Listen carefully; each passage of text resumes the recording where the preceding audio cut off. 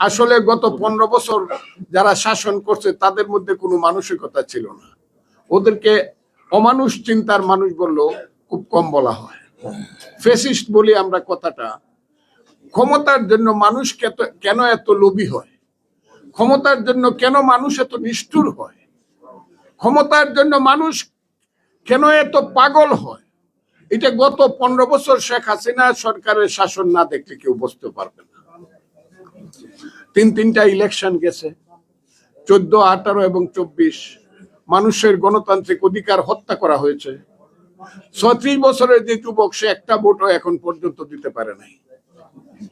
শেখ হাসিনার সবচেয়ে বড় অপরাধ এটি। 2 নম্বর অপরাধ, হাজার হাজার মানুষ জেল খেটেছে। বিএনপির 25,000 কর্মী নিরন্তর জেলে থেকেছে, লাখ লাখ কর্মী মামলায় থেকেছে, সালাউদ্দিন আহমদরা নির্বাসনে থেকেছে। আমিও প্রায় 8 মাস আমেরিকাতে নির্বাসনে ছিলাম। আমি সেই কারণে বলছি, গুম হয়েছে ইলিয়াস আলীর মতো লোকেরা। কোথায় ইলিয়াস আলী আমার ভাই? শত শত ইলিয়াস আলীর মতো লোকেরা গুম হয়েছে। একটা দেশের রাষ্ট্র ক্ষমতা কি এতই অপরিহার্য যার জন্য মানুষকে হত্যা করতে হবে, গুম করতে হবে, মায়ের বুক খালি করতে হবে, হাজার হাজার মানুষকে জেলখানায় রাখতে হবে, লাখ লাখ কর্মীকে দিনের পর দিন, মাসের পর মাস, বছরের পর বছর আত্মগোপনে থাকতে বাধ্য করা হবে? এটা ছিল শেখ হাসিনার শাসন। সেই ধরনের একটা শাসন ফিরে আসুক আমি চাই না, এটা সবাই চাই না। এর মধ্যে একটা জাতীয় ঐক্য এই কারণেই হয়েছে। আমি বলেছিলাম 5ই আগস্ট যে হাসিনা গেছে, সেই যে আন্দোলন, সেই আন্দোলন আমি পরতে পরতে বক্তৃতা করেছি, আপনারা যারা সবাই জানেন, এগুলো বলে লাভ নাই। আমি এমন কথাও বলেছিলাম, 3-4টা কথা আপনারা মনে করে দেখেন, যে শেখ হাসিনার বদলে যদি আজরাইল আসে তাতেও আমি খুশি হব। হ্যাঁ, যে কারণে কিছুই দেখি নাই। আমি বলেছিলাম, হে আল্লাহ, যতদিন পর্যন্ত শেখ হাসিনার ক্ষমতা না যায়, শেখ হাসিনার পতন না হয়, তুমি আমাকে এই পৃথিবী থেকে নিও না। কথাটা খুব বিখ্যাত কথা, আপনারা শুনছেন নিশ্চয়ই। আমি এক সময় আওয়ামী লীগ করতাম, ছাত্রলীগের সভাপতি ছিলাম, আওয়ামী লীগের সেন্ট্রাল এক্সিকিউটিভ কমিটির মেম্বার ছিলাম, আমি এমপি ছিলাম আওয়ামী লীগের। মোহাম্মদ হানিফ যখন আব্বাস সাহেবের ইলেকশন করে, আব্বাস সাহেবের বিরুদ্ধে এই ঢাকাতে, আমি মোহাম্মদ হানিফের চিফ ইলেকশন এজেন্ট ছিলাম, আমার ওই বয়স। তারপরে আজকে যখন আমি অনেকে মনে করে যে আমার আওয়ামী লীগের প্রতি একটা না, সেটা না যে আওয়ামী লীগের প্রতি আমার সাংঘাতিক ধরনের মায়া মমতা রয়ে গেছে। No no, this is not Awami League, it is Hasina League. Hasina 15 বছর যাদেরকে নিয়ে শাসন করছে তারা হাইব্রিডের সংখ্যা 99%। আওয়ামী লীগের ত্যাগী কর্মী আছে যারা যুদ্ধ করছে, এই করছে, সেই করছে, সব মহাপাপ করছে, এটা বলা ঠিক হবে না। আবার তারা কেন প্রতিবাদ করে নাই, সেই কারণে তাদেরকে পাপী বলা যায়। আমি খুব ক্লিয়ারলি বলি আপনাদেরকে, আওয়ামী লীগের পাপ, সেই পাপের দায়িত্ব কিন্তু মুক্তিযুদ্ধের না। হাসিনা আর মুক্তিযুদ্ধকে যদি আমরা এক করে ফেলি, তাইলে ধরুন তুমি দিদা হও, আমরা মাটির নিচে ঢুকে যাই। হাসিনা মুক্তিযুদ্ধের কেউ না। উনি যখন মুক্তিযুদ্ধ ছিল তখন উনি প্রেগনেন্ট ছিলেন, জয় তার পেটে ছিল। একটু সরেন, জয় তার পেটে ছিল, কিন্তু যুদ্ধে যান নাই। গুলি কোথায় হয়েছে, কামান কিভাবে গর্জন করে, রাইফেলের আওয়াজ কেমন উনি কি শুনছে? উনার স্বামী কি যুদ্ধে গেছে? তো উনাকে আমরা যদি মুক্তিযুদ্ধের প্রতীক বানায় ফেলিয়া বলি যে হাসিনা যখন গেছে মুক্তিযুদ্ধরে আমরা বিদায় করে দেব, তাইলে কথাটা কি ঠিক হবে? মুক্তিযুদ্ধ তো অনেক বড় ব্যাপার। 1000 বছর ধরে আমি চ্যালেঞ্জ করলাম, যদি কেউ আমাকে দেখাতে পারেন, একমাত্র পাল বংশের আমলে, তখন মুসলমান ছিল না ভারতবর্ষে, রাজা গোপাল যে রাজত্ব সৃষ্টি করেছিল, সেই রাজত্বের পরে ভীমপাল, মহিপাল সহ শশাঙ্ক পাল যারা পরাজিত হলো, সেনদের কাছে যারা পরাজিত হলো, ওই সময়টা বাদে মাত্র 200 বছর বাঙালি মধ্যযুগের মতো করে স্বাধীনতা পেয়েছিল। মধ্যযুগের মতো করে, এখনের স্বাধীনতা না, সংবাদপত্রের স্বাধীনতা, কোনো মধ্যযুগের মতো স্বাধীনতা। তখন ছিল শামসুদ্দিন ইলিয়াস শাহ, আলাউদ্দিন হুসেন শাহ, পরবর্তী সময়ে বাংলার 12 ভূঁইয়া নেতৃত্বে ইশাকা, মসনদী আলা ইশাকা, এই যে সময়টা সুলতানি আমল, বাংলার রাজধানী ছিল সোনারগাঁও, সেই সময়ে মধ্যযুগের মতো করে বাঙালি স্বাধীন ছিল, দিল্লিকে মানে নাই। এবং এটাও সত্য, বাংলা কোনোদিন দিল্লিকে মানে নাই, কোনোদিন না, নেভার মানে নাই বাংলা। ইতিহাস পড়ে সেই যে বাংলা, বাঙালি, বাংলাদেশি যাই বলেন, আমি ওই বিতর্কে যাব না, ওই বিতর্ক আর একদিন আমরা করতে পারবো। আমি ওই বিতর্কে যাচ্ছি যে শেখ হাসিনা এবং মুক্তিযুদ্ধ এক জিনিস না। আপনি মুক্তিযুদ্ধকে বাদ দিলে বাংলাদেশ থাকে না। বলেন তো দেখি, 47 সনের 14 আগস্ট পাকিস্তান পেলাম, স্লোগান ছিল হাত মে বিড়ি মুখ মে পান লড়কে লেঙ্গে পাকিস্তান। আমরা সবাই মুসলমান, লড়কে লেঙ্গে পাকিস্তান, এই তো স্লোগানটা। মুসলমানের জন্য পাকিস্তান, হিন্দুর জন্য ভারত। তো মুসলমানের দেশ হলো, ভারত ভাগ হলো। দুর্ভাগ্যজনক ভাবে এটা নিয়েও বিতর্ক হইতে পারে, আমি বলি দুর্ভাগ্যজনক ভাবে বাংলাও ভাগ হলো। 28 জেলার বাংলায় আমরা পেলাম, পাকিস্তান পেলাম 17 জেলা, আর ইন্ডিয়ানরা পাইলো 11 জেলা, পশ্চিম বাংলা যেটা, সেইটা এখন জেলার সংখ্যা বাড়ছে। সেই 28 জেলার বাংলায় আমরা যে 17 জেলা পাইলাম, 17 জেলা আমাদের ডিসি দেওয়ার মতো লোক ছিল না, থাকলেও তাদেরকে দেওয়া হয় নাই। 17 জেলার মধ্যে প্রথমেই 12টা জেলার ডিসি দেওয়া হলো পাঞ্জাব থেকে। আপনি 47 ডিসি লিস্টটা দেখেন ঢাকার, বাংলাদেশে। এরপরে যতদিন পাকিস্তান ছিল 19টা জেলা হয়েছিল, 2টা বাড়ছিল তখন, একটা টাঙ্গাইল আর একটা পটুয়াখালী। 19টা জেলার মধ্যে সর্বশেষ যখন স্বাধীনতা যুদ্ধ হয় তখন 11টা জেলার ডিসি ছিল পাঞ্জাবি বা পাকিস্তানি। এই দুটো অগণিত ছিল। আমি যে কারণে কথাটা বলছি, সেই জায়গা থেকে আজকে যে 21শে ফেব্রুয়ারি আসছে, আমরা যে বৈশা আছি, 21শে ফেব্রুয়ারিটা কেন আসলো? আমরা তো চাই নাই, সব তো তারা চাপায়া দিছে। কেন পাকিস্তানের জাতির পিতা রেসকোর্স ময়দানে এসে বলতে হয় Urdu and Urdu shall be the state language of Pakistan? কেন উনি বললেন? উনি তো মহান নেতা ছিলেন। সেই কারণে বাঙালিরা নো নো করে চিৎকার করলো, নো নো নো, আমরা মায়ের ভাষা কেড়ে নিতে দেব না। কথাটা ঠিক না বেঠিক আপনারা চিন্তা করেন।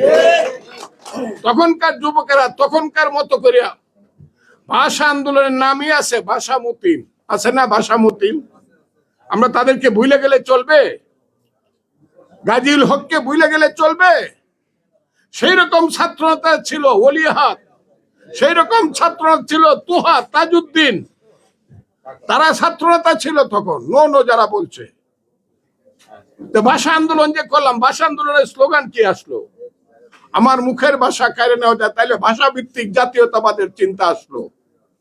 যেটা ধর্মভিত্তিক জাতীয়তা ছিল 37 থেকে 47 জিন্নার 14 দফা, সেই 47 থেকে 52 আমরা মুসলমানের চিন্তা, বা আমরা মুসলমান জাতি, মুসলিম জাতি। এখন আমরা মুসলিম জাতি, সেটা ভিন্ন ধর্ম সত্তায়, কিন্তু 52তে আইসা আমরা ভাষা ভিত্তিক, আমার মুখে ভাষার চিন্তা আসলো, আমরা ভাষা ভিত্তিক জাতীয়তা সত্তার দিকে চলে গেলাম। সেই ভাষা ভিত্তিক জাতীয়তার পরিণত হইল 62, 64, 66, 69, 70, 71। 71 আইসা যুদ্ধ হইল। আইয়ুব খান 10 বছর আসলো।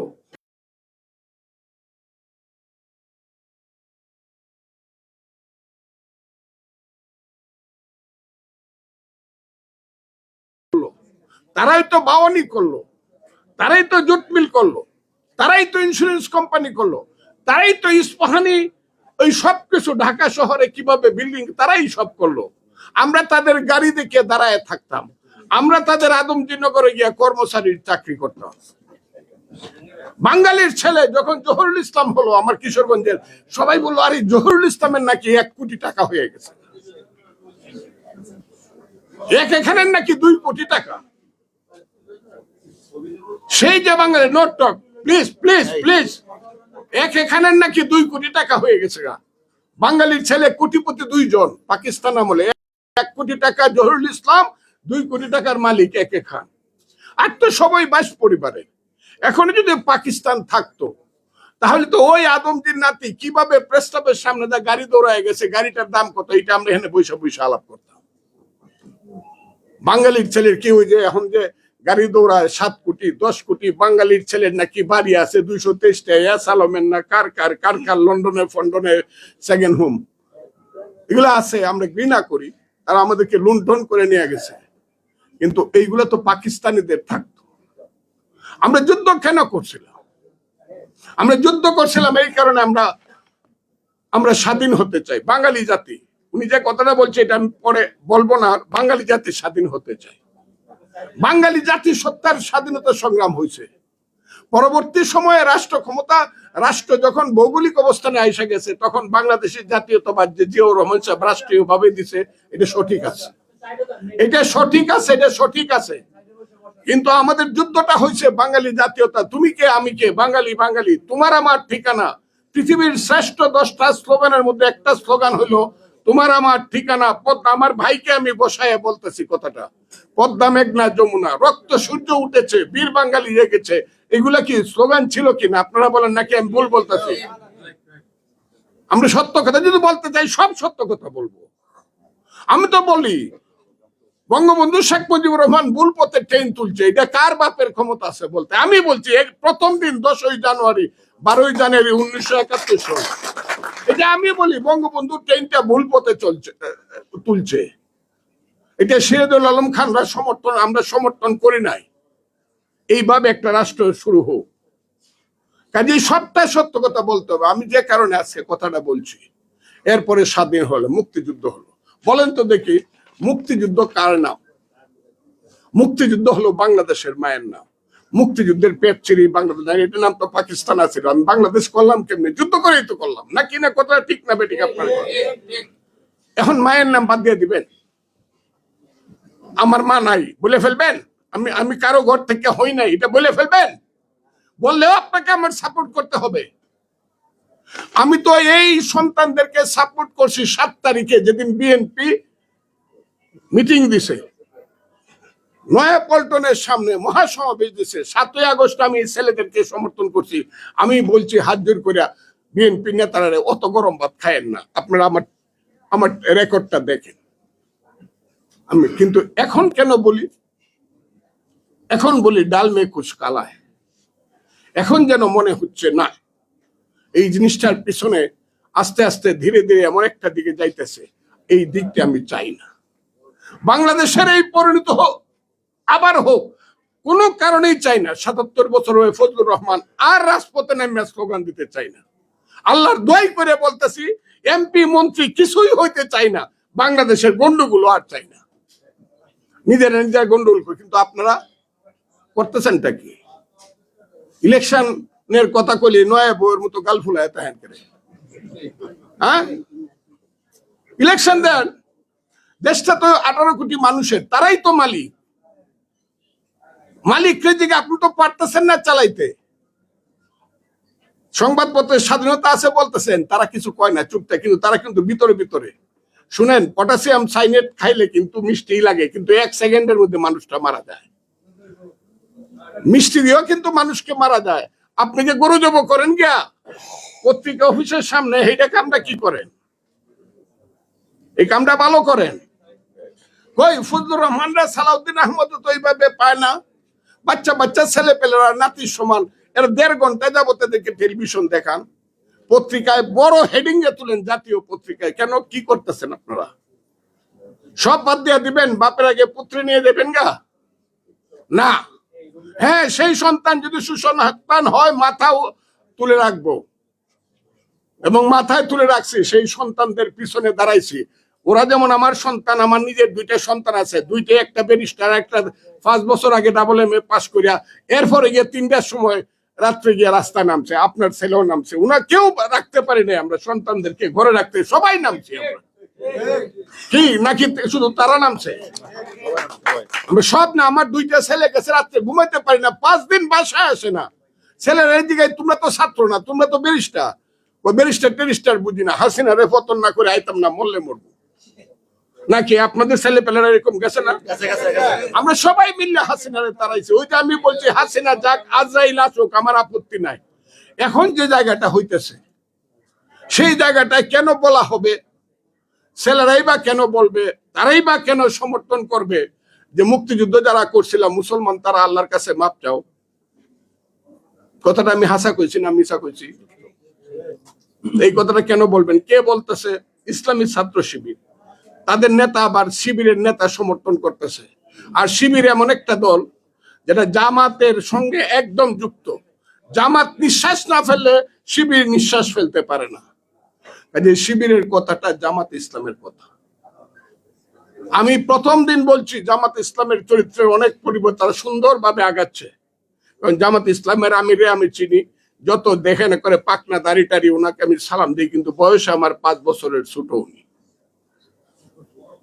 আমি ওনাকে দেখছি উনি জাসদ ছাত্রলীগ করে না, আমি মিথ্যা কথা বললে আপনারা জানিয়ে দেখেন, উনি জাসদ ছাত্রলীগ করতো, মান্নাদের কর্মী ছিল, মাহমুদুর রহমান মান্নাদ।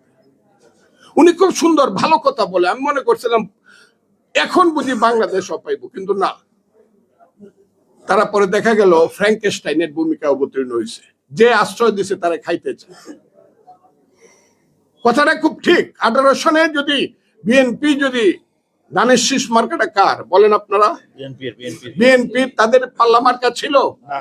বিএনপির মার্কা দিয়ে তারা ইলেকশন করছে। বিএনপির আস্তিনের নিচে তারা আশ্রয় নিয়ে পলিটিক্সটা করছে 18 বছর 20 বছর। এখন যেন মনে হয় নৌকার ধানের শীষ 2 সাপের 1 বিষ নাকি? এটা কারা ছড়ায়? ইউটিউব গুলা কার? 50,000 ইউটিউব আছে জামাত এবং শিবিরের, তারা এগুলো দখল করছে। ব্যাংক তারা দখল করছে, হসপিটাল তারা দখল করছে, প্রতিষ্ঠান তারা দখল করছে। এটা আমি খারাপ মনে করি না।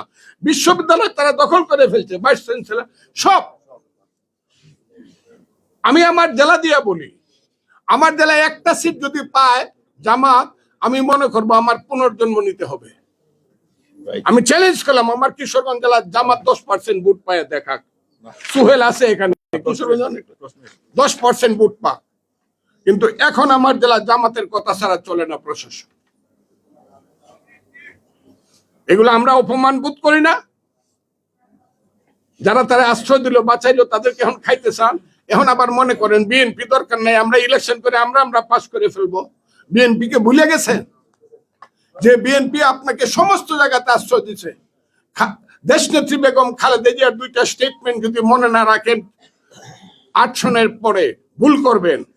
জামাতের পক্ষ হইয়া 2টা স্টেটমেন্ট করছিল, আপনারা পড়েন সেই 2টা স্টেটমেন্ট, একটা 12 সনে একটা 13 সনে। তখন উনি বিরোধী দলের নেত্রী ছিলেন। আপনাদেরকে আশ্রয় দেয় নাই। দেশনেত্রী বেগম খালেদা জিয়ার মতো মানুষ পাইবেন, এখন আপনি বলে ফেলবেন 2 সাপের 1 বিষ, নৌকার ধানের শীষ। কেন? আমরা একসাথে চললে কি হইতো? আপনারা ভালো হন, মুক্তিযুদ্ধকে স্বীকার করেন, আমরা মুক্তিযুদ্ধকে স্বীকার করব।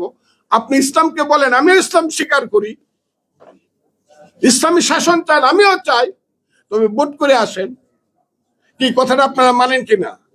ওনারা যদি শরিয়া আইন করতে চায় আমার কোনো আপত্তি নাই। ওই যে মামুনুল হক সাহেবরা বড় বড় খুব কঠিন বক্তৃতা করে, অনেক কঠিন, এগুলো ভালো লাগে না। এই দেশে, এটা মুক্তিযুদ্ধের দেশ, করুক। তারা যদি ইসলাম কায়েম করতে চায় কিভাবে করবে? লাঠি দিয়া নাকি ভোট দিয়া? বলেন আপনারা। তাহলে তারা যদি ভোট পায় আমরা তাদেরকে সেলিউট দিব, আপনারা ইসলাম কায়েম করেন, কিন্তু ভোটটা ঠিকভাবে করেন। অনার্থক দেশে গন্ডগোল। আমাদের নেত্রী বলছে, আমাদের নেতা বলছে পরশুদিন জনাব তারেক রহমান সবকিছুর সমাধান, ওই যে সংস্কারের সমাধান ও ভোট, তাড়াতাড়ি ভোট দেন বলছে কিনা? কথাটা ভোট দেন, আগে নির্দিষ্ট হোক, নির্ধারিত হোক এই দেশে কে মেজরিটি। আপনারা আবার করেন না বঙ্গবন্ধুর কথা বললেই কোন ফজলুর রহমান আওয়ামী লীগ করে। আরে আওয়ামী লীগ মুখে, আমি তখন 18 বছর যাবৎ বিএনপি করি। বঙ্গবন্ধু শেখ মুজিবুর রহমান সবাই যখন ইলেকশনের কথা না করছে, যখন ভাসানী নিয়ে কমিউনিস্ট পার্টি স্লোগান দিছে, তাদের কমিউনিস্ট পার্টি রইল তো ওই হারামজাদা জনগণ, রইল তোদের নির্বাচন, আমরা গেলাম সুন্দরবন। মুরব্বীদের এটা মনে থাকার কথা। তারা ইলেকশন করবে না, ভোটের আগে বাদ চাই। মৌলানা ভাসানীর স্লোগান। শেখ মুজিবুর রহমান বলছে যে না, আমরা আগে ভোট চাই, কারণ আগে নির্ধারণ হোক বাংলার নেতাকে। আমরা ভোট চাই, আগে নির্ধারণ হোক বাংলাদেশের মেজরিটি কে। এইটা কি দেশনেত্রী বেগম খালেদা জিয়া, তারেক রহমান, বিএনপি, নাকি জামাতে ইসলাম বা অন্য কেউ? এইটা আগে নির্ধারিত হোক কারা মেজরিটি। এখন আমি এক ধরনের কথা বলবো, আমি বিএনপি নেতা, আমার ভাই সালাউদ্দিন আহমদ স্থায়ী কমিটির নেতা এক ধরনের কথা বলবে, আর আমার পেটের বাচ্চাটা বলবে আমি কি আপনার চেয়ে কম নাকি? এটা তো, এই বেয়াদবি তো হইতে পারে না এই দেশে, এটা হইতে দেওয়া উচিত না। ছেলেরা যদি দল করে, ছাত্ররা যদি দল করে, ছাত্ররা কোথায় দল করছে? পৃথিবীতে একটা দল ছাত্ররা করছে, সারা দুনিয়াতে। এটাও বোধহয় ছাত্ররা জানে না। এটা হলো, উনি যেখানে ছিলেন আসামে, প্রফুল্ল মোহন্তর নেতৃত্বে ছাত্র নেতা ছিলেন, তার নেতৃত্বে একটা দল হয়েছে। আর পৃথিবীতে এইভাবে খালি ছাত্ররা একটা দল করে ফেলবো কেন? তারা লেখাপড়া করবে না? 3টা জেনারেশন নষ্ট করতেছে তারা। ইউনূস সাহেব এটা দেখেন না? ওনারা তো আমি মাথার উপরে রাখি, শুধু সমন্বয় হওয়ার জন্য। আগে 9-10 পরীক্ষা দিতে লিখতাম এইম ইন লাইফ, ডাক্তার হব, ইঞ্জিনিয়ার হব, সমাজকর্মী হব। এখন ছেলেরা লিখবে সমন্বয়ক হব, কারণ সমন্বয়ক হইলে অনেক লাভ। ইউনূস সাহেবের সামনে গিয়ে পায়ের উপরে পাও তুললে বৈশা বলা যায় এটা করেন। ডিসি সাহেবের সঙ্গে কে দমক দেওয়া যায়। সচিবালয়ে, আমি এইখান থেকে সচিবালয়ে 100 গজ দূরে আমি চ্যালেঞ্জ করলাম, এইখান থেকে চ্যালেঞ্জ করলাম।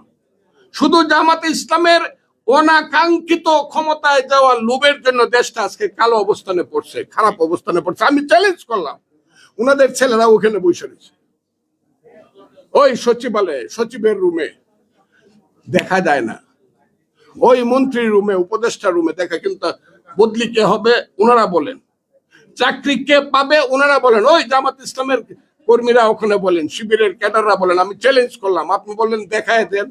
আমি বললাম আপনারা খুঁজবেন, বাতাস যেমন দেখা যায় না, গায়ে লাগে, উত্তর থেকে আসে না, দক্ষিণ থেকে আসে, এইটা বাংলাদেশের মানুষের গায়ে লাগতেছে। এবং আমি খুব কঠিন ভাবে বলছি, আমার ভাই যদিও বয়সে সে ছোট, আমার ভাই রিজভী, রুহুল কবির রিজভী 3 দিন যাবৎ বলতেছে যে জামাত শিক্ষা এবং স্বাস্থ্য এই 2টা টোটাল ডিপার্টমেন্ট দখল করে নিয়ে গেছে। বলতেছে না কথাটা? কেন? আপনি ছাত্র, আপনি জামাত, আপনি তো এই সরকারের অংশ না। আপনার ছেলেরা কেন সরকার চালাইতেছে সচিবালয়ে বৈশা? আমরা কারা? আমরা কিছু করি নাই। আমরা বিএনপি, আমার পজিশন হলো আপনার তুলনায় আমি 80%, আপনি 6%। আমি তো আপনাকে চাই একসাথে বসি, ছেলেরা একসাথে বসুক। নির্বাচনের যে সংস্কার যেটা, এটা দ্রুত করেন।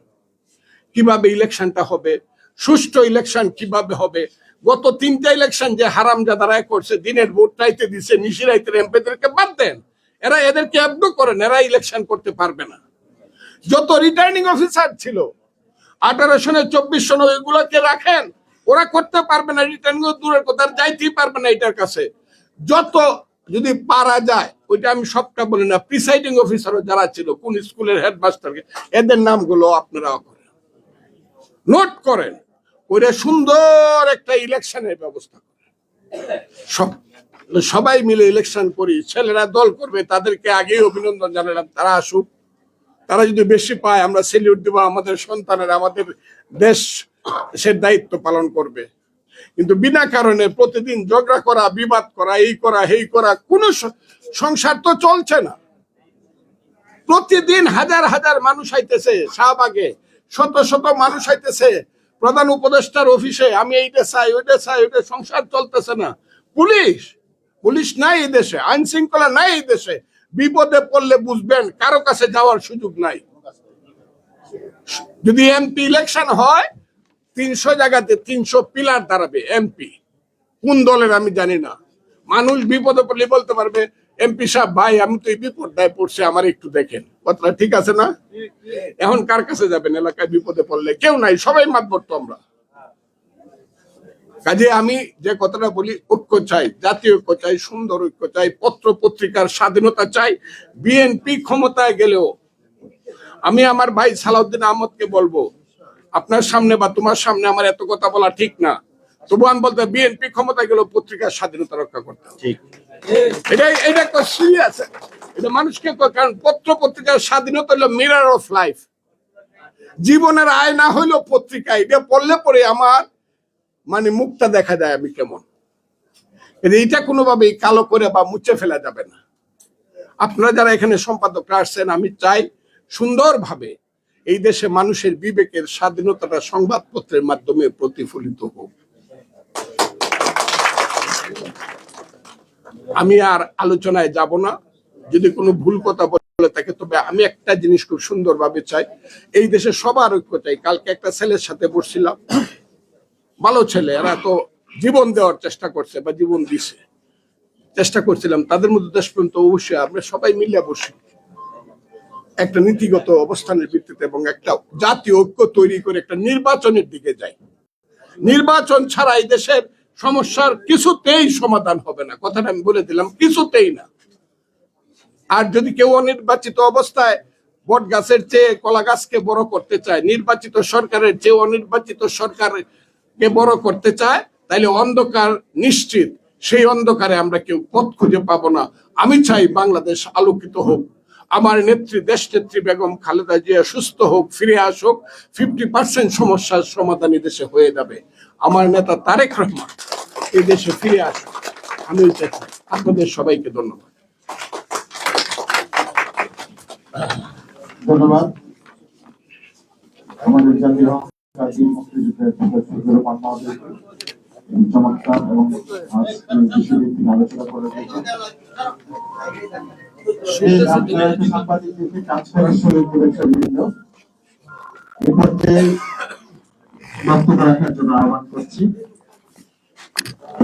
আজকের অনুষ্ঠানের সম্মানিত সভাপতি, আঞ্চলিক সম্পাদক পরিষদের সভাপতি এবং দৈনিক কিশোরগঞ্জের পত্রিকার সম্পাদক জননেতা খালিদ সাইফুল্লাহ সুলেন খান। খালিদ সাইফুল্লাহ। বিসমিল্লাহির রহমানির রহিম। আঞ্চলিক সম্পাদক পরিষদ কর্তৃক আয়োজিত আজকের এই আলোচনা সভায় যিনি প্রধান অতিথি হিসেবে আমাদের মাঝে এসেছেন, আসলে ওনার সাথে বসে আমাদের কোনোদিন কথা হবে সেটা আমাদের চিন্তা চেতনার বাইরে ছিল। ওনার মতো একজন মানুষ যে বাংলাদেশের গণতান্ত্রিক আন্দোলন করেছেন, গণতন্ত্রের জন্য কথা বলেছেন, সেই অপরাধে দিনের পর দিন, মাসের পর মাস ওনাকে গুম করে রেখে ওনাকে যেভাবে আমরা ফিরে পেয়েছি, আমি আজকে আঞ্চলিক সম্পাদক পরিষদের পক্ষ থেকে প্রথম ওনাকে ধন্যবাদ দেই। আল্লাহ যেন ওনাকে আরো দীর্ঘজীবী করে গণতান্ত্রিক আন্দোলনে, বাংলাদেশের মানুষের মুক্তির আন্দোলনে, বিশেষ করে আমাদের সম্পাদকদের, সাংবাদিক ভাইদের স্বাধীনতা রক্ষার জন্য উনি যেন সারা জীবন কাজ করতে পারেন। আমাদের আজকের প্রধান অতিথি স্ট্যান্ডিং কমিটির সংগ্রামী সদস্য জনাব সালাউদ্দিন আহমেদ সাহেব। আর এর আগে যিনি বক্তৃতা করেছেন, মুক্তিযুদ্ধের মধ্য দিয়ে যিনি সশস্ত্র বিপ্লব করে একটা দেশকে স্বাধীনতা যুদ্ধের কাছাকাছি নিয়ে গেছেন, যার স্বাধীনতার ঘোষণা দিয়েছিলেন বাংলাদেশের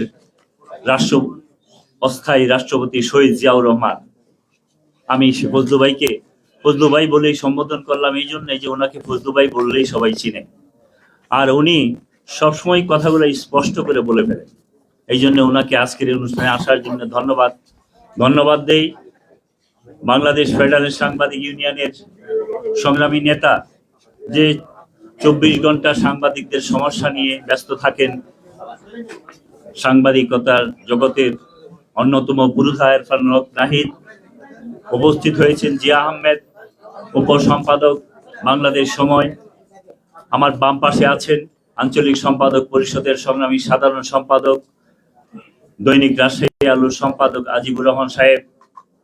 উপস্থাপনে আছেন দৈনিক 21 আলোর সম্পাদক সহ লিয়াকত ভাই সহ অনেকে।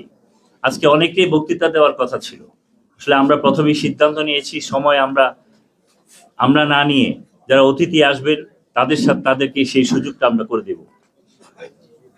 আমি আজকে যে বাস্তবতা নিয়ে আমরা এখানে দাঁড়িয়েছি, জাতীয় ঐক্য বর্তমান বাস্তবতা, এটা আমরা নির্ধারণ করেছি।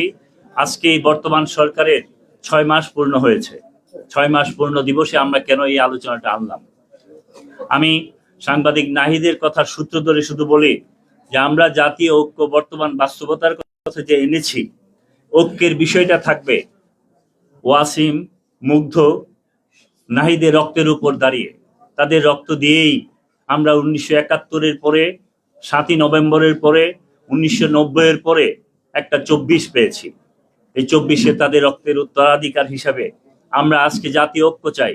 যারা রক্ত ঝরিয়েছে তাদের সাথে নয়, যারা খুন করেছে তাদের সাথে নয়, যারা ফ্যাসিস্টের সহযোগী ছিল তাদের সাথে নয়। আমি যে সম্পাদক পরিষদের সভাপতি, আমি আজকে 30 বছর যাবৎ দৈনিক পত্রিকার সম্পাদক এবং এই সম্পাদনার সাথে জড়িত। আমি বিএনপির রাজনীতি করি, সেটা আমার বেসিক একটা আদর্শ। এই আদর্শ থেকেও তো আমি সত্য কথা বলে পত্রিকা চালানোর মতো অবস্থা আমাদের রয়েছে। আমরা এটার 110 জনের মতো সদস্য আছি সারা বাংলাদেশে।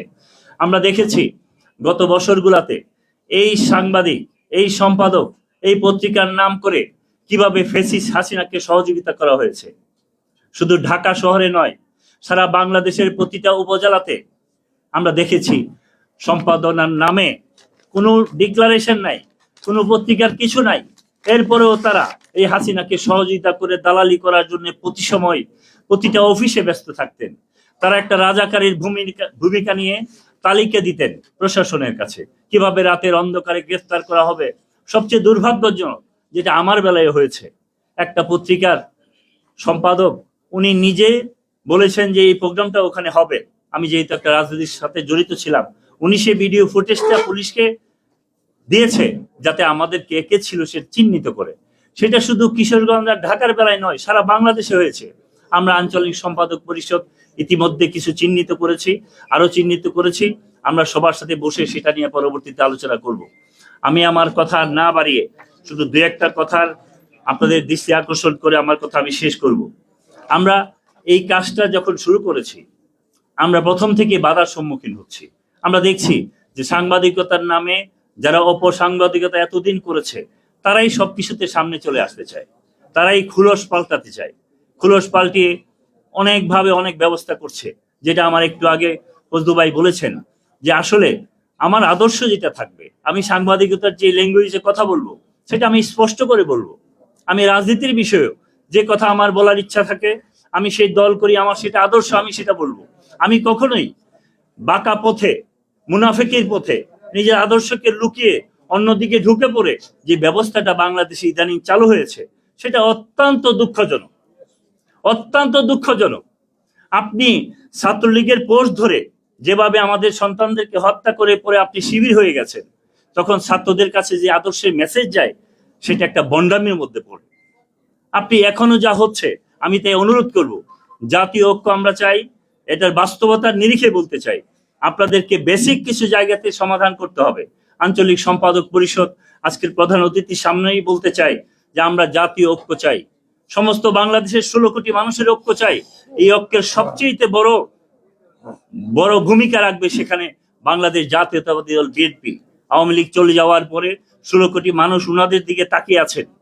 বিশেষ করে স্ট্যান্ডিং কমিটি বিএনপি কি বলে তার দিকে তাকিয়ে থাকে। 16 কোটি মানুষকে ঐক্যবদ্ধ ভাবেই সেই কাজটা করতে হবে, সেই দাবিও আমরা আপনাদের কাছে জানাই। শেষবার শুধু বলি যে এই বাংলাদেশকে বাঁচানোর জন্য যেভাবে বাঁচানোর তাগিদ আমাদের উপরে রয়েছে, আদর্শ ধারণ করে 71, 7ই নভেম্বর, 1990, 24 সমস্ত ধারাকে ধাপে ধাপে সম্মান করতে হবে। আপনি 71-কে সম্মান করবেন না, আপনি 7ই নভেম্বরকে সম্মান করবেন না, 1990-এর সম্মান করবেন না, 24-কেও এক সময় মানুষ অবজ্ঞা করার চেষ্টা করবে, যেখানে আমাদের সন্তানদেরকে গুলি করে করে হত্যা করেছে। আমি খালেদ সাইফুল্লাহ সোহেল, আমার একটা মেয়ে উইলস স্কুলে পড়ে, আমি এই মেয়েকে কোনোদিন 5ই আগস্টের আগে 1 মাস যাবৎ ঘরে রাখতে পারি নাই।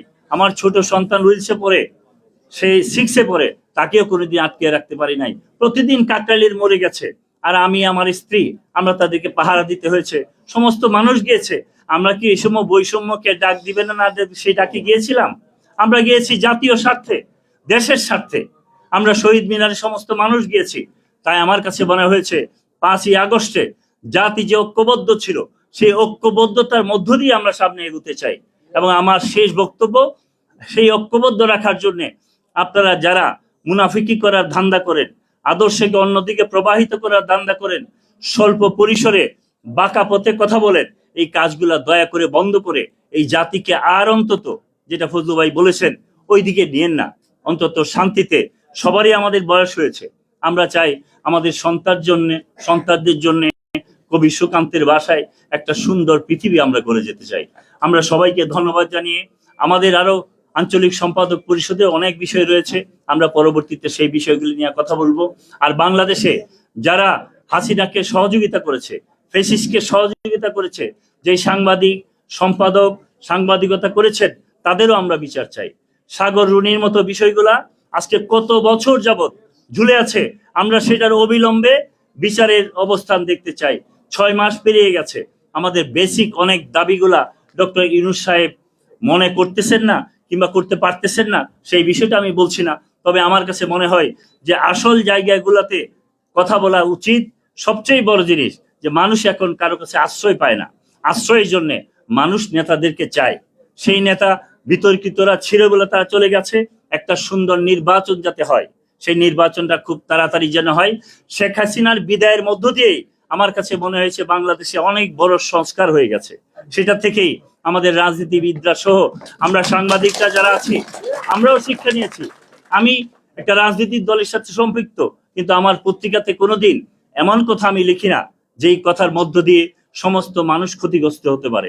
অথচ আমার এলাকায় একটা দৈনিক পত্রিকাতে বাংলাদেশের 17 কোটি মানুষের মধ্যমণি, যেই মানুষটা এই 17 বছর লন্ডন থেকে বসে কত কষ্ট করে প্রতি সেকেন্ড প্রতি মুহূর্তের বাংলাদেশের খবর নিয়ে আন্দোলনের নেতৃত্ব দিয়েছেন, উনি সফল আন্দোলনের উদ্যোক্তা। তার সম্বন্ধে পত্রিকায় লিখেছে তারেক রহমান একটা জারজ সন্তান, এই কথা লিখে হেডিং করেছে, অথচ তার কোনো তথ্যই ছিল না। সেই পত্রিকাকে আমরা এখন লুকানো আছে। আমরা এই সমস্ত কাজও সারা বাংলাদেশে হয়েছে, আমরা সেগুলোর বিচার চাই। সেই বিচার প্রার্থনা করে আজকের যে প্রধান অতিথি আমাদের মাঝে এসেছেন, আল্লাহ উনাকে আরো হায়াত দারাজ করুক।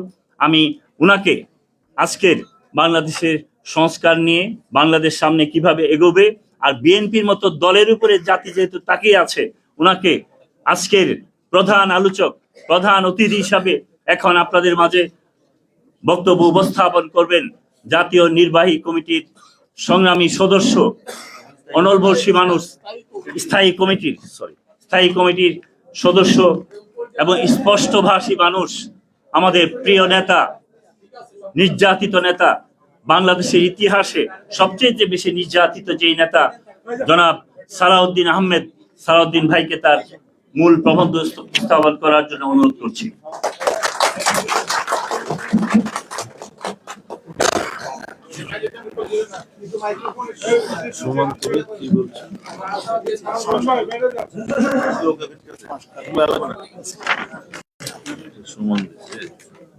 আজকে জমা দিয়েছে।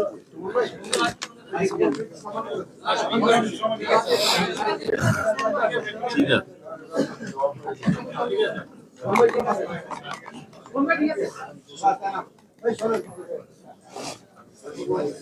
বিসমিল্লাহির রহমানির রহিম। আঞ্চলিক সম্পাদক পরিষদের আয়োজিত এই আলোচনা সভায় প্রিয় সভাপতি, উপস্থিত আমার শ্রদ্ধেয় বড় ভাই বীর মুক্তিযোদ্ধা জনাব ফজলুর রহমান, অতিথিবৃন্দ, সম্পাদক পরিষদের সকল সম্মানিত সম্পাদক বৃন্দ এবং উপস্থিত সাংবাদিক বন্ধুগণ, সুধীবৃন্দ, আসসালামু আলাইকুম রাহমাতুল্লাহ। আজকে ফেব্রুয়ারি মাসের 5 তারিখ, অন্তর্বর্তী সরকারের 6 মাস পূর্ণ হলো। এই দিনে আলোচনা সভায় বক্তব্য রাখতে গিয়ে কিছু কথা অন্তর্বর্তীকালীন সরকার সম্পর্কে তো অবশ্যই বলতে হবে। 6 মাস সময় কমও নয়, বেশিও নয় মূল্যায়নের জন্য। তবে জন আকাঙ্ক্ষার প্রেক্ষিতে যদি বিচার করি, এটা যথেষ্ট সময়। আজকে 2টা সংস্কার কমিশনের রিপোর্ট জমা দেওয়ার কথা শুনছি। একটা বিচার বিভাগ সংস্কার কমিশন আর একটি প্রশাসন সংস্কার কমিশনের রিপোর্ট। এর আগে 4টা কমিশনের রিপোর্ট জমা হয়েছে। আমাদের সংস্কার কমিশনের কাছে আমাদের যে পরামর্শ, আমাদের রিকমেন্ডেশন কনস্টিটিউশন সম্পর্কে প্রশাসন, নির্বাচনী ব্যবস্থা সংস্কার সহ অন্যান্য বিষয়ে আমরা আমাদের মতামত প্রদান করেছি।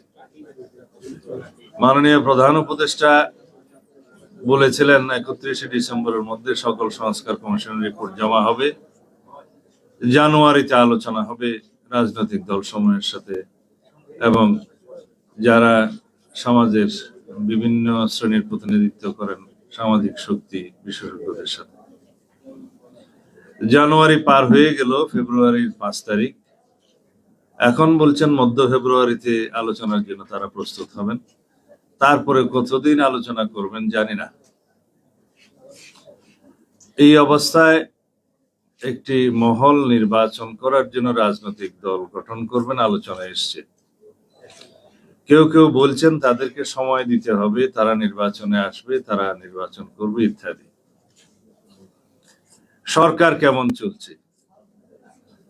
আমার সামনে একটি পত্রিকা আছে কালকের, আমি দেখছি প্রধান উপদেষ্টা বলছেন শেখ হাসিনার দোসররা বিশৃঙ্খলা সৃষ্টির জন্য যথেষ্ট অর্থ ব্যয় করছে। তো শেখ হাসিনার দোসররা তো আপনার উপদেষ্টা পরিষদে অন্তর্ভুক্ত আছে। আমরা পরামর্শ দিয়েছিলাম, আপনি তাদেরকে বাদ দেন নাই। শেখ হাসিনার দোসররা প্রশাসনে আছে, সর্বোচ্চ পর্যায়ে আছে। আমরা বলেছিলাম ফ্যাসিবাদের দোসরদেরকে বহাল রেখে আপনি বেশি দূর এগোতে পারবেন না। আপনি কিছু কিছু শুনেছেন, কিন্তু মনে হয়েছে এত শ্লথ গতি যে আপনি কি সংস্কার করবেন আমাদের বোধগম্য নয়। শেখ হাসিনার নিয়োজিত চুক্তি ভিত্তিতে মন্ত্রী পরিষদ সচিব আপনি সরকারের দায়িত্ব নেওয়ার পরে 2 মাস 5 দিন পর্যন্ত বহাল ছিল। অতঃপর চুক্তির মেয়াদ শেষ হওয়ার পরে সে স্বাভাবিক নিয়মে অবসর নিয়েছেন। আপনি তাকে বাদ দিতে পারেন নাই। 2 মাস 5 দিন কি সেই মন্ত্রী পরিষদ সচিব আপনার পারপাস সার্ভ করেছে নাকি ফেসিবাদের উদ্দেশ্য সাধন করেছে? এইভাবে প্রশাসন সর্বত্র এখনো পর্যন্ত যারা প্রশাসনের দ্বন্দ্বমুণ্ড হয়ে বসে আছেন, আমি জানি সচিবালয় সহ সর্বত্র মাঠ পর্যায়ে সেই প্রশাসনের সমস্ত জায়গায়, গুরুত্বপূর্ণ জায়গায় ফেসিবাদের দোসররা বসে আছে। আপনি কিভাবে সফল হবেন জানি না। বিচার বিভাগের সংস্কার রিপোর্ট আজকে জমা হবে। বিচার বিভাগ নিয়ে 2টা কথা বলি। উচ্চ আদালত থেকে অধস্তন আদালত পর্যন্ত সর্বত্র যারা রাতের বেলা কোর্ট বসিয়ে আমাদেরকে গায়েবী মামলায় সাজা প্রদান করা হয়েছে, একজনও কি বাদ গিয়েছে? একজনেরও কি চাকরি গিয়েছে? একজনেরও কি জবাবদিহিতা নিশ্চিত করা গেছে? না। এনারা এত বেশি স্বাধীন হয়েছে। আমরা বিচার বিভাগের স্বাধীনতা নিশ্চিত করার জন্য অনেক কনস্টিটিউশন রিফরমেশনের প্রস্তাব আমরা দিয়েছি। আমি নিজে হ্যান্ডওভার করেছি দলের পক্ষ থেকে। সেদিনও আলাপ করেছিলাম যে এই বিচার বিভাগকে আমরা এত বেশি স্বাধীনতা দিচ্ছি কিন্তু জবাবদিহিতার কোনো জায়গা রাখছি না। এই কারণেই বোধহয় অধস্তন আদালতের যে সমস্ত বিচারকরা নিশিরাতে আদালত বসিয়ে বিএনপি সহ বিরোধী দলীয় নেতা কর্মীদেরকে সাজা প্রদান করেছে, আমাকেও দিয়েছে। একটা মামলায় ওখানে মামলায় গ্রেফতারকৃত হচ্ছে শুনছি 550 মতো না 572 জন একটা সংখ্যা দেখলাম। সব জামিনে মুক্ত হয়ে গেছে। কারা দিচ্ছে সেই জামিন? ওই বিচারকরাই দিচ্ছেন। আপনারা আওয়ামী লীগকে কোন রাজনৈতিক কর্মসূচি করার জন্য রাজপথে নামতে দিবেন না, মানি, সমর্থন করি, কিন্তু এইভাবে আওয়ামী লীগকে আপনি কয়দিন রাজপথে পুলিশ দিয়ে ঠেকাবেন? আপনারা বলবেন আওয়ামী লীগকে নির্বাচনে আমরা চাই না, আওয়ামী লীগ এদেশে রাজনীতি করতে পারবে না, কিন্তু কি পদক্ষেপ নিচ্ছেন? আইনি কোনো পদক্ষেপ কি সরকার নিচ্ছে? না। আমরা বলেছিলাম সংবিধানের 47 অনুচ্ছেদ অনুসারে রাজনৈতিক সংগঠন হিসেবে আওয়ামী লীগের বিরুদ্ধে গণহত্যা এবং মানবতা বিরোধী অপরাধের জন্য বিচারের ব্যবস্থা করা হোক এবং সেই নিরিখে সংশ্লিষ্ট আইন, আন্তর্জাতিক অপরাধ আদালতের আইন সংশোধন করার আমরা দাবি জানিয়েছিলাম, এদেশের মানুষ দাবি জানিয়েছিল। এই সরকার অধ্যাদেশ এবং আইন সংশোধনের জন্য পদক্ষেপ নিয়েছিলেন, হঠাৎ করে তারা ক্যাবিনেট মিটিং এ সিদ্ধান্ত নিলেন এটা করা যাবে না। কেন? আওয়ামী লীগের একদিকে আপনারা চাইবেন রাজনীতিতে নিষিদ্ধ হোক, আবার তাদের বিচার করবেন না, আবার পুলিশ দিয়ে তাদের রাজনৈতিক কর্মসূচি আপনারা বাধা দিবেন। এত স্ববিরোধিতা ঠিক নয়। আমরা পরিষ্কার করে বলতে চাই, বাংলাদেশের মানুষ গণ অভ্যুত্থানের মধ্য দিয়ে, ছাত্র জনতার বৈপ্লবিক গণ অভ্যুত্থানের মধ্য দিয়ে এদেশের মানুষ আওয়ামী লীগকে প্রত্যাখ্যান করেছে। আওয়ামী ফ্যাসিবাদের রাজনীতিকে প্রত্যাখ্যান করেছে, তাদেরকে বিতাড়ন করেছে। সেই আওয়ামী লীগ নামে বাংলাদেশের রাজনীতি করতে পারবে না। এই আওয়াজ আমরা এখন উঠাচ্ছি। আমরা আওয়ামী লীগের এই গণহত্যার এবং মানবতা বিরোধী অপরাধের জন্য রাজনৈতিক সংগঠন হিসেবে বিচার দাবি করছি। বিচারিক প্রক্রিয়ার মধ্য দিয়ে নির্ধারণ হোক বাংলাদেশে আওয়ামী লীগ রাজনীতি করতে পারবে কিনা, নির্বাচন করতে পারবে কিনা। সংবিধানের বিধান সংযুক্ত আছে, সেই অনুপাতে আপনারা আইন প্রণয়ন করুন। কেউ কেউ বলতে শোনা যাচ্ছে মানবতা বিরোধী অপরাধ আদালতে, আন্তর্জাতিক অপরাধ আদালতে যাদের বিচার হচ্ছে, সেই বিচারে হয়তো বা অবজারভেশন আসবে আওয়ামী লীগের রাজনীতি সম্পর্কে, সেটা অত্যন্ত দুর্বল অবজারভেশন হবে। তখনও আপনাদেরকে প্রশাসনিক আদেশ দিতে হবে, তখনও আপনাদেরকে আইন প্রণয়ন করতে হবে সেই অবজারভেশনের নিরিখে। কিন্তু এখন যদি আপনারা সোচ্চার হন বিচারের জন্য, বাংলাদেশের মানুষ চায় বাংলাদেশ থেকে আওয়ামী লীগের ফ্যাসিবাদী রাজনীতির একদম নির্মূল হয়ে যাক, সেই ব্যবস্থা আপনারা নিতে পারেন। বিচার বিভাগ সংস্কারের মধ্যে সেই রিপোর্ট আসবে কিনা আমি জানি না, তবে এই সমস্ত নিশিরাতের বিচারকদেরকে বহাল রেখে বাংলাদেশের বিচার ব্যবস্থাকে চূড়ান্তভাবে স্বাধীন করা যাবে কিনা, রাখা উচিত হবে কিনা তাদেরকে বহাল রেখে আমার সন্দেহ আছে। সরিষার মধ্যে ভূত রেখে কখনো মাননীয় প্রধান উপদেষ্টা আপনি সফল হতে পারবেন না। সুতরাং বিচার ব্যবস্থা হোক, প্রশাসন হোক, নির্বাচনী ব্যবস্থা হোক, সর্বত্র ফ্যাসিবাদের দোষরদেরকে আপনাকে ক্লিন করতে হবে, পরিষ্কার করতে হবে এবং একটি গণতান্ত্রিক সংস্কারের মধ্য দিয়ে আমরা যে সাংবিধানিক রাজনৈতিক সরকার প্রতিষ্ঠা করতে চাই, সেই সরকার প্রতিষ্ঠার জন্য সর্বোচ্চ অগ্রাধিকার দেন প্রথমত নির্বাচনমুখী সংস্কারের। নির্বাচনমুখী সংস্কারের জন্য যে সমস্ত সংস্কার স্বল্প মেয়াদে বাস্তবায়ন করা দরকার সেটা চিহ্নিত করুন এবং সকল মহলের সাথে, রাজনৈতিক দলসমূহের সাথে আলোচনা করুন এবং সেটার আইনি সংস্কার করুন। আইনি সংস্কারের পর যদি প্রাতিষ্ঠানিক সংস্কারের দরকার হয় অবশ্যই করবেন, সেই জন্য কত সময় লাগবে আমরা জানি। বর্তমানে নির্বাচন কমিশন ভোটার তালিকা প্রণয়নের কাজ প্রায় সমাপ্ত করে এনেছে। আমাদের কাছে তালিকা আছে। মার্চের 2 তারিখের মধ্যে একটি পরিষ্কার নির্বাচনী ভোটার তালিকা প্রণয়ন হয়ে যাবে। এরপরে শুনানি, আপত্তি ইত্যাদি চলবে, সেটা কন্টিনিউয়াস প্রসেস এবং সেটাও মাস 2-1 ভিতরে তার পরবর্তীতে সম্পন্ন হয়ে যাবে। সেই প্রজ্ঞাপনও আমরা পেয়েছি নির্বাচন কমিশন থেকে। ডিলিমিটেশন সময় মতো হবে এবং অন্যান্য নির্বাচনী কার্যক্রম যেগুলো আছে আইনি সংস্কার ছাড়া, সেগুলো খুব বেশি সময় নেয়ার কথা নয়। আর এই সমস্ত কাজ সবকিছুই একই সাথে চলতে পারে, সিমultaneous রিফরমেশন অফ অল সিস্টেমস এটা চলতে পারে। সুতরাং বেশি সময় ক্ষেপণের জন্য আপনারা কোনো কৌশল অবলম্বন করলে জাতি সেটা মেনে নেবে না। জনগণের সার্বভৌমত্ব প্রতিষ্ঠা করুন। প্রথমত জনগণের নির্বাচিত প্রতিনিধিদের মাধ্যমে সার্বভৌমত্বের বহিঃপ্রকাশ হবে সেই সার্বভৌম পার্লামেন্টে, সেখানে সকল ধরনের আলোচনা হবে। মধ্যমেয়াদী এবং দীর্ঘমেয়াদী সংস্কারের জন্য বিস্তর আলোচনা এবং বিস্তর কমিটি গঠন করার যে প্রতিশ্রুতি আমাদের আছে, সেই প্রতিশ্রুতি আমরা আপনাদের এই ক্ষমতা গ্রহণের বহু আগে দিয়েছি। 2023 সালের 13ই জুলাই সেটা বিএনপির 31 দফা। সেই 31 দফার মধ্যে মৌলিক বিষয়গুলো উদ্ধৃত আছে। আমরা আহ্বান করেছি এর মধ্যে যদি কোনো পরামর্শ থাকে যেগুলো আমাদের গ্রহণ করতে হবে জাতির কল্যাণে, সেটা আমরা গ্রহণ করব সাদরে। আমরা মূল নীতিগুলো ওখানে উদ্ধৃত করেছি। সংস্কার কমিশন গঠনের মধ্য দিয়ে পরবর্তীতে নির্বাচিত রাজনৈতিক সরকার জনগণের কাছে যাবে এবং জনগণের চাহিদা অনুযায়ী সেই সংস্কার প্রস্তাবগুলো গঠন করবে এবং জাতীয় ঐক্যমত সৃষ্টির মধ্য দিয়ে সেই সংস্কারগুলো গৃহীত হবে এবং সেটা বাস্তবায়ন হবে, তাহলেই জাতির মঙ্গল। আজকে একজনকে বলতে শুনলাম যে শেখ হাসিনা পলায়ন করেছে, এটাই তো একটা বড় সংস্কার। বাস্তবিক তো তাই। এদেশে নিরপেক্ষ নির্দলীয় তত্ত্বাবধায়ক সরকারের দাবিতে আমরা বহু বছর সংগ্রাম করে আসছি, আন্দোলন করে আসছি,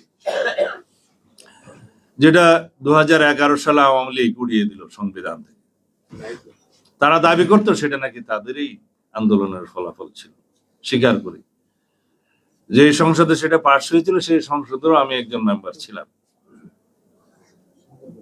যদি তত্ত্বাবধায়ক সরকার ব্যবস্থা প্রবর্তন তখন হতো, তাহলে নিরপেক্ষ নির্বাচনের দাবি আর এভাবে আসতো না।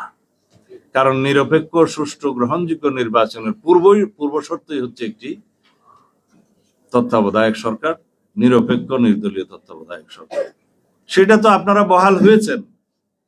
অন্তর্বর্তীকালীন সরকারের নামে সাংবিধানিকভাবে আপনারা শপথ নিয়েছেন। সংবিধানের 106 অনুচ্ছেদ অনুযায়ী বৈধভাবে আপনারা শপথ নিয়েছেন এবং সরকার পরিচালনা করছেন।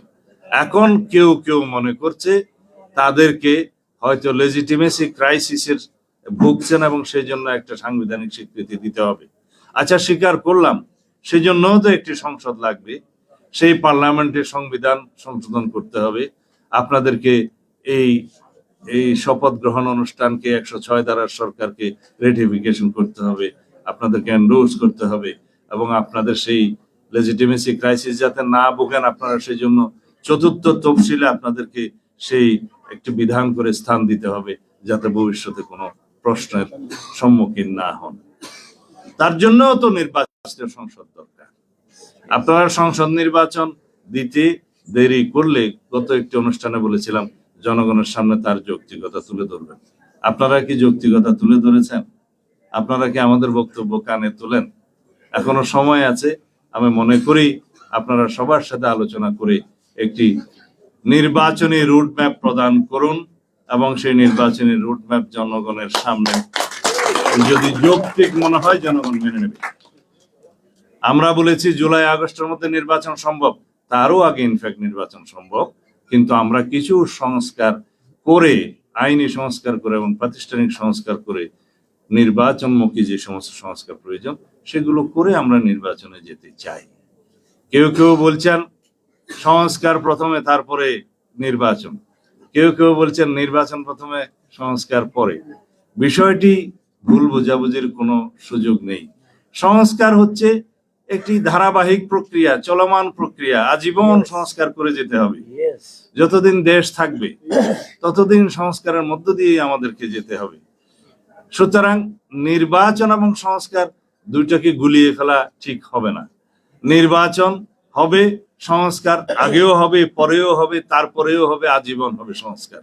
সংস্কারের ধারাবাহিক প্রক্রিয়া থেকে সমাজকে কখনো বিরত করা যায় না।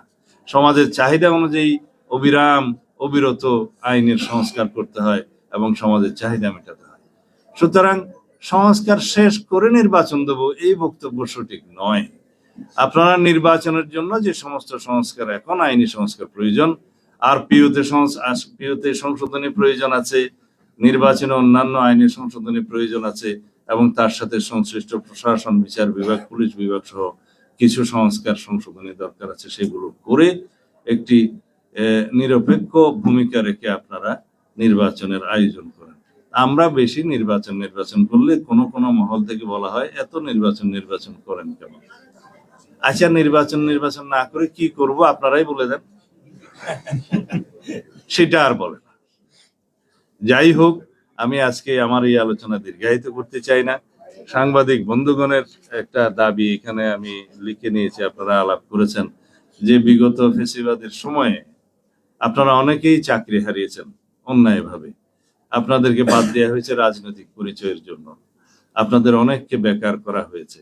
এই সমস্ত যারা চাকরি হারিয়েছেন, বৈষম্যের শিকার হয়েছেন, আপনারা নির্যাতনের শিকার হয়েছেন বা কেউ চাকরি হারানো বা ছাড়াও জেল জুলুমেরও শিকার হয়েছে, হ্যাঁ, পত্রিকা বন্ধ হয়েছে, এগুলোর সবকিছুরই সুষ্ঠু সুরাহা করা হবে। এবং যারা যারা যারা চাকরিচ্যুত হয়েছেন সেই সংবাদপত্রের মিডিয়া হাউসকে অনুরোধ করব, যারা অবৈধভাবে অন্যায়ভাবে চাকরিচ্যুত হয়েছে তাদেরকে পুনর্বহাল করা হোক।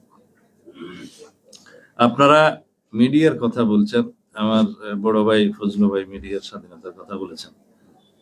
মিডিয়ার স্বাধীনতা যে দেশে নিশ্চিত থাকে, এবং আমরা এটা ইংরেজিতেই বলতে শুনি আর কি, freedom of press ensures the democracy.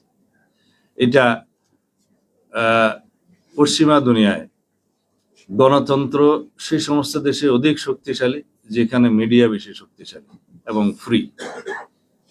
আমাদের দেশে গণতান্ত্রিক প্রতিষ্ঠানগুলোকে শক্তিশালী করার জন্য, গণতন্ত্রকে শক্তিশালী ভিত্তির উপরে দাঁড় করানোর জন্য মিডিয়ার স্বাধীনতা অবশ্যই নিশ্চিত করা হবে। এখন যেভাবে আমরা আজকে কথা বলছি খোলা মনে, সেটা হয়তো এখন আমাদের মনে হচ্ছে যথেষ্ট স্বাধীনতা, কিন্তু মিডিয়া কমিশনের মধ্য দিয়ে আরো অনেক সুপারিশ আসবে মিডিয়াকে কিভাবে স্বাধীন করা যায় এবং শক্তিশালী গণমাধ্যম কিভাবে আমাদের দেশে প্রতিষ্ঠিত হতে পারে সেটার ব্যবস্থা গ্রহণ করা হবে সংস্কার কমিশনের রিপোর্টের মধ্য দিয়ে। আমাদের 31 দফার একটি দফাও আছে যে আমরা গণমাধ্যম সংশ্লিষ্ট সংস্কার কমিশন গঠন করে তাদের পরামর্শ অনুযায়ী একটি স্বাধীন গণমাধ্যম প্রতিষ্ঠা করার ব্যবস্থা করব ইনশাআল্লাহ। যারা প্রিন্ট এবং ইলেকট্রনিক মিডিয়ার মালিকরা, যারা এতদিন অন্যভাবে স্বাধীন ছিলেন, মানে সরকারের পক্ষে স্বাধীন ছিলেন, তাদেরকে অনুরোধ করব, সাংবাদিক বন্ধুদেরকে অনুরোধ করব, আপনারা বিবেকের কাছে দায়বদ্ধ থাকুন, মালিকের কাছে আর দায়বদ্ধ থাকবেন না। সমাজের কাছে দায়বদ্ধ থাকুন, সমাজের দায়বদ্ধতা আপনারা মিটান, তাহলে আপনাদের সামাজিক যে দায়িত্ব সেই দায়িত্ব পালন করা হবে। আর এখন অন্যায়ভাবে চাকরিচ্যুতি ঘটানোর যদি কোনো বিষয় আমাদের নজরে আসে, আমরা অবশ্যই তার বিরুদ্ধে সোচ্চার হব। আমার ভাই বলছে জাতীয় ঐক্য এবং বর্তমান বাস্তবতা সম্পর্কে যেন 2-4 কথা বলি। এই কথাই তো প্রতিনিয়ত বিভিন্ন অনুষ্ঠানে এবং বিভিন্ন বিষয়ে সাক্ষাৎকার দেওয়ার সময় এই কথাই আমি প্রতিনিয়ত তুলে ধরি, যে আমাদের এই জাতির এগিয়ে যাওয়ার প্রাণ শক্তি হচ্ছে ফ্যাসিবাদ বিরোধী জাতীয় ঐক্য। এই জাতীয় ঐক্যকে কোনোভাবেই বিনষ্ট করা যাবে না। কোন রকমের কোন ইস্যু সৃষ্টি করে এই জাতীয় ঐক্যে যদি আমরা কেউ ফাটল সৃষ্টি করি, সেটা জাতির জন্য ভয়ানক বিপদ হবে। ফ্যাসিবাদের উত্থান যাতে কোনোদিন আর না হয়, সেজন্য ফ্যাসিবাদ বিরোধী গড়ে ওঠা এই জাতীয় ঐক্যকে আমরা রাজনৈতিক সংস্কৃতি হিসেবে চর্চা করতেই থাকতে হবে। রাজনৈতিক সংস্কৃতি হিসেবে আমাদের এই জাতীয় ঐক্যের চর্চাকে আমরা সব সময় যাতে বজায় রাখতে পারি, বহাল রাখতে পারি, সেই রকম রাজনৈতিক আচার আচরণ আমাদের করতে হবে। আমরা যেন রাজনৈতিক দলের বিভিন্ন নেতৃবৃন্দের প্রতি আহ্বান জানাই, গুরুত্বপূর্ণ পদে থেকে, দায়িত্ব থেকে জাতির কাছে যখন আপনারা যে কোনো রকমের বক্তব্য তুলে ধরবেন, প্রথমেই আপনাদেরকে খেয়াল রাখতে হবে যাতে ফ্যাসিবাদ বিরোধী জাতীয় ঐক্য কোনোভাবেই নষ্ট না হয়, বিনষ্ট না হয়, ঐক্যে যাতে ফাটল না হয়। আমাদের ছাত্র বন্ধুরা বৈষম্য বিরোধী ছাত্র আন্দোলন এবং জাতীয় নাগরিক কমিটির উদ্যোগে একটি জুলাই ঘোষণাপত্র প্রণয়নের উদ্যোগ নেওয়া হয়েছিল। আমরা সেটাকে মোটামুটি ধরে নিয়েছিলাম যে সবাইকে নিয়েই আমরা একটি জায়গায় আসতে পারবো এই ঘোষণাপত্রের, এবং আমাদের দীর্ঘ আন্দোলন সংগ্রামের সমস্ত ইতিহাসকে, সমস্ত দলকে আমরা এখানে অন্তর্ভুক্ত করতে পারবো। সবার ধারণা এখানে আমরা নিয়ে সেটা প্রণয়ন করতে পারবো। সেটার জন্য আমরা একটা ঘোষণাপত্র প্রণয়ন করেছি আমাদের দলের পক্ষ থেকে, এবং ছাত্ররা একটি ঘোষণাপত্রের ঘোষণা করেছেন। সবকিছু মিল রেখে আমরা এটাকে কিভাবে রাজনৈতিক দলিল হিসাবে শীঘ্র প্রণয়ন করা যায় সেটা আমরা পদক্ষেপ নিচ্ছি, এবং এটার একটা ঐতিহাসিক গুরুত্ব থাকবে, এবং অধিকন্তু এটাকে সাংবিধানিক এবং আইনি এন্ডোর্সমেন্ট বা আইনি বা সাংবিধানিক স্বীকৃতি কিভাবে দেওয়া যায় সেটাও আমরা চিন্তা ভাবনা করছি। সুতরাং এই বিষয়ে তাড়াহুড়ো না করার জন্য আমরা সবাইকে অনুরোধ করব, সংশ্লিষ্ট সকলকে, যেহেতু আমাদের সাথে অনেক গণতান্ত্রিক সংগ্রামের সঙ্গী আছে, আমাদের সাথে যুগপৎ আন্দোলনের সঙ্গী আছে এবং আমাদের সমমনা অনেক রাজনৈতিক দল আছে, সবার সাথে আমরা এটা মত বিনিময় করছি। লক্ষ্য একটাই, যাতে জাতীয় ঐক্যমতের ভিত্তিতে আমরা সকল রাজনৈতিক পদক্ষেপগুলো নিতে পারি। সুতরাং আজকে আমি এর বেশি কিছু না বলে সবার প্রতি আহ্বান জানাবো, আমাদের যেন এই জাতীয় ঐক্য এবং বর্তমানে মানুষের চাহিদা, বাস্তবতা সবকিছু জন আকাঙ্ক্ষাকে মিল রেখে যেন আমরা করতে পারি এবং এই বাংলাদেশের, নতুন বাংলাদেশের, 5ই আগস্টের স্বাধীন বাংলাদেশের সবচাইতে বেশি জন আকাঙ্ক্ষা হচ্ছে ফেসিবাদ বিরোধী জাতীয় ঐক্যের ভিত্তিতে যেন আমরা এই জাতিকে এগিয়ে নিয়ে যাই। আপনাদের সকলকে ধন্যবাদ আমার বক্তব্য শোনার জন্য। Thank you. আসসালামু আলাইকুম। অনেক ধন্যবাদ। Thank you.